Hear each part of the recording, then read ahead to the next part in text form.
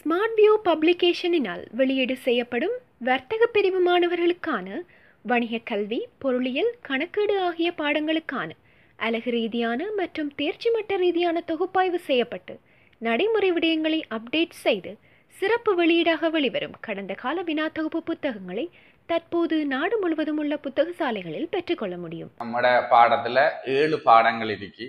இப்ப நீங்க ஆரம்பத்துல ஓஎல்ல படிச்ச இலகுவான விஷயம்தான், வரணும் இல்லை.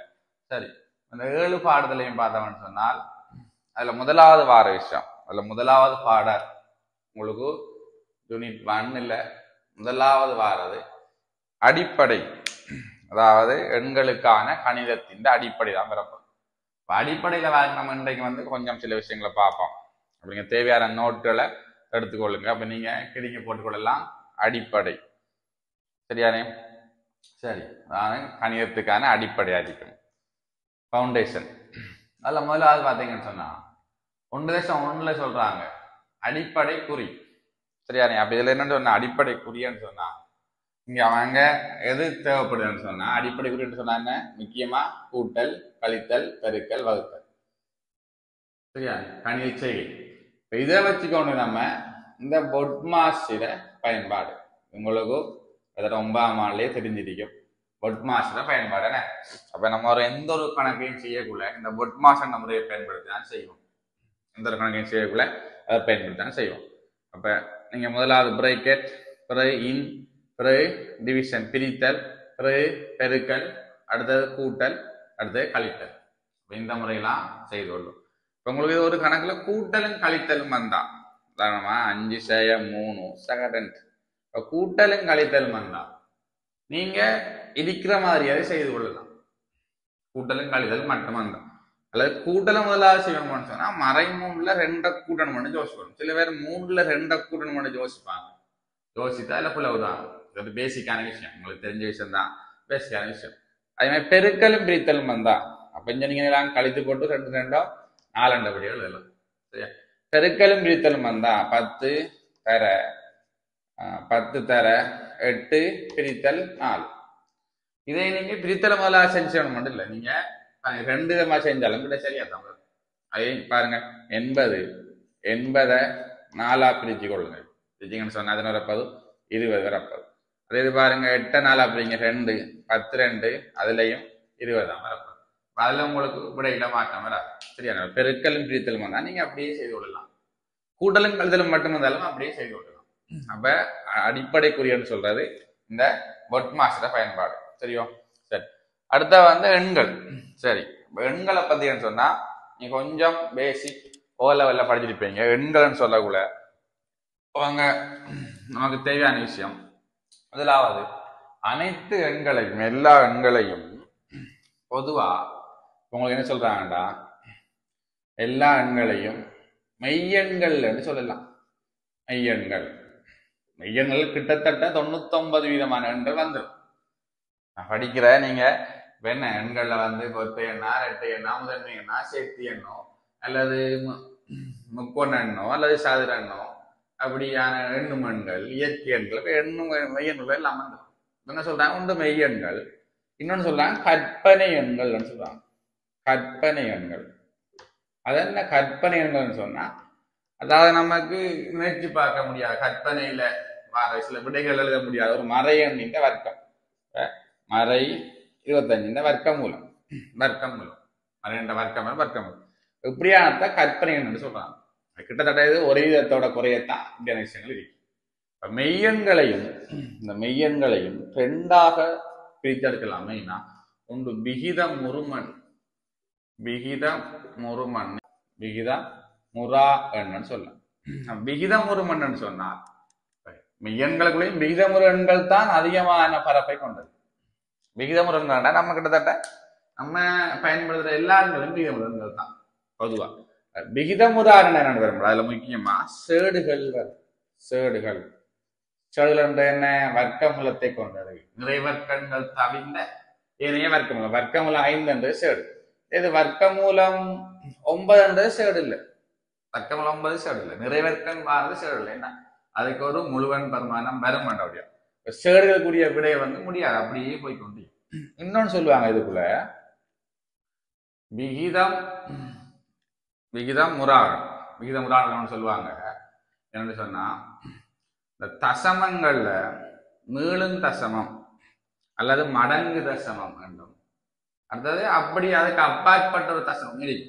அதாவது முடிவுறா தசமம். அதாவது அதுலயும் மீளும் தசமத்திலையும் ஒரு ஒழுங்குல வாரத வர மாட்டார். இப்ப 5 தசம் 1 1 1 1 வார வர மாட்டார்.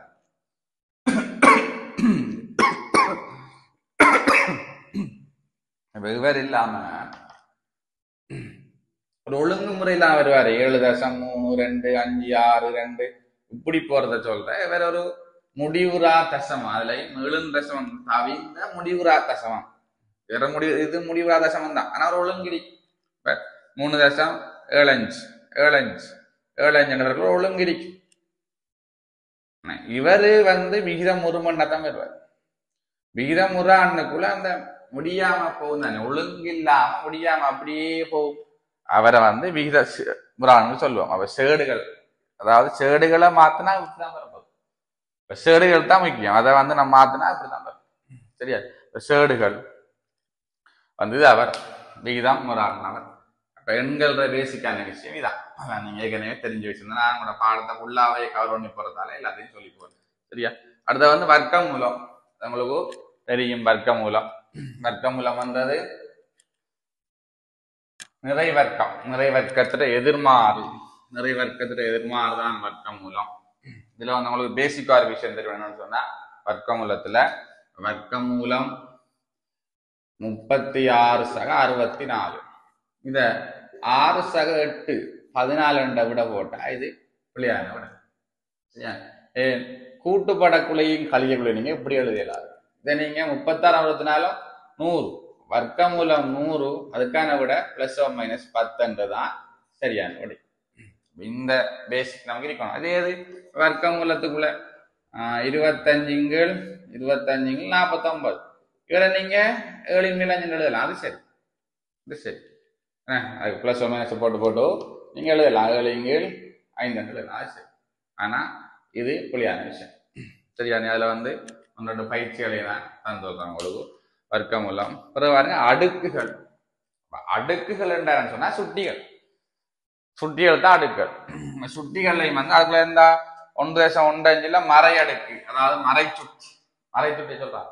இப்ப சுட்டிகள்ல உங்களுக்கு நார்மலா தெரிய வேண்டிய விஷயங்கள் சின்னல்ல படிச்சு வச்சிருந்தாங்களே, இல்லை தெரிய வேண்டிய விஷயங்கள்.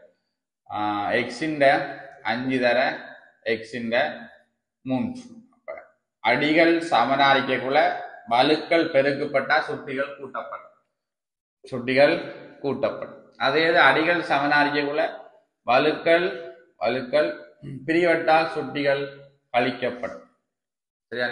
அடுத்த வலுவின் வலு பெருக்கப்படும். எக்ஸிண்ட 5 வலுவின் வலு எக்ஸிண்ட 10 I2 10 வலுவின் வலு பெருக்கப்படும். அடுத்த பூச்சிய சுட்டி 5 0 1 எக்ஸிண்ட 0 1. எந்த ஒரு எண்ணினதும் எந்த ஒரு குறியீட்டினதும் எந்த ஒரு கணியத்தினதும் பூச்சியமால் சுட்டி 1. 5 எக்ஸிண்ட 0 வருமா? இல்ல 5 தர 1 5. சரியானி? சரியான பேசிக்கான விஷயம். மறை சுட்டி மறை அடுக்கு. மறை சுட்டின்னு சொல்றது சுட்டியில மறை இலக்கம் பெறும். சுட்டியில நீங்க தேவையான விஷயங்களை நோட் பண்ணி எடுத்துக்கொள்ளுங்க. தேவையான விஷயங்களை நோட் பண்ணி எடுத்துக்கொள்ளுங்க. சுட்டியில மறை இலக்கம் வரும். சுட்டியில மறை இலக்கம் எப்படி வரும் என்றால் எக்ஸிண்ட மறை 2 சொன்னா இவர் நம்ம நேர்ச்சுட்டியா மாறுறதுக்கு 1 எக்ஸ் 2 மாற்றோம். வேற கீழே 1 3 எக்ஸிண்ட மறை 3 இவருக்கு மட்டும்தான் மறை இருக்கா 3 மேல இருக்க எக்ஸிண்ட 3 கீழே வரும். 5 எக்ஸிண்ட முழுவதின் மறை 2 சொன்னா 1 5 எக்ஸிண்ட முழுவதின் 2 போடலாம். மறை சுட்டி. இது மாறி இருந்தா எக்ஸிங்கிள் மறை 5 நன்றிக்கிற பாருங்க. இப்ப மேல 1 வேற நீங்க நேரா மாத்துறதுக்கு மேல கொண்டு போவோம். மேல ஒரு 2 இருந்தா இங்க 2 சேர்ந்து வரப்போகுது. சரியா? சரி. அப்ப அது மறை அடுக்கு. அடுத்த நியம வடிவம். நியம வடிவம் என்னன்னு சொன்னா நியம வடிவம் என்று சொல்றது என்னன்னு சொன்னாது, அதாவது நீங்க விஞ்ஞான முறை குறிப்பீடு அப்படி படிச்சிருப்பீங்க. விஞ்ஞான முறை குறிப்பீடு. விஞ்ஞான முறை குறிப்பீடுதான் இந்த நியம வடிவம். சரியா? அதாவது என்ன சொல்லுவோம், இப்ப 5125 இத விஞ்ஞான முறை குறிப்பீடுல எழுதுங்க. ஒன்றுக்கும் விஞ்ஞான முறை குறிப்பீடுன்னா நியம வடிவத்துக்கு இன்னொரு பேர் விஞ்ஞான முறை குறிப்பீடு. அதாவது ஒரு எண்ண ஒன்றுக்கும் 10க்கும் இடைப்பட்ட எண்ணாகவும் 10க்கும் இடைப்பட்ட எண்ணாகவும் 10ന്റെ வலுவாகவும் தர 10ന്റെ வலுவாகவும். அதான் விஞ்ஞான குறிப்பீடு. இப்ப இவர் நம்ம 1க்கும் 10க்கும் இடையில எடுக்கிறோம்னு சொன்னா 5.125 இந்த தசம பிரிக்கிறத 3 இலக்கம் முன்னுக்கு எடுக்கணும். அப்ப நான் போடுவோம் 10ന്റെ 3ஆம் வலு. சரியா?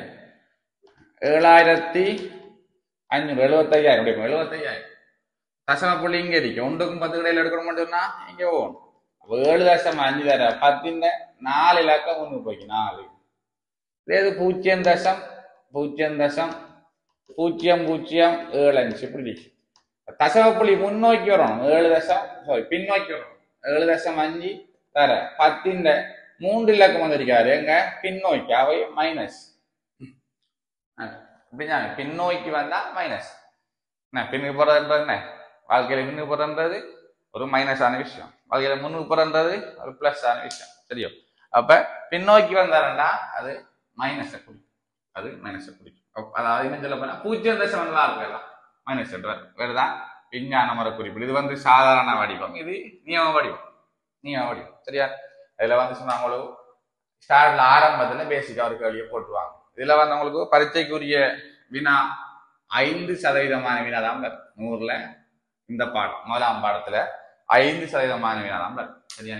சரி, அடுத்தது கணிப்பாண்ட பயன்பாடு. அதாவது கால்குலேட்டர் நீங்க எப்படி பயன்படுத்துறீங்க, அதை வச்சு ஒன்று பண்றது, அந்த விஷயங்கள் தான் இருக்கு. சரியா? நீ 1.1ல எவ்வளவு தான் இருக்கு. இவ்வளவு நமக்கு நான் அந்த அளவு திரும்ப உங்களுக்கு சொல்ல தவிர ஏன்னா நீங்க ஏற்கனவே 9, 10, 11 படிச்ச பேசிக்கான விஷயம் தான். அப்ப இந்த விஷயத்த உங்களுக்கு கேள்வி மூலம் 1 கேள்வியை போட்டு விடுறேன். சரியா? கேள்வியை நீங்க நான் செஞ்சு விடுறேன், அதுல பாருங்க.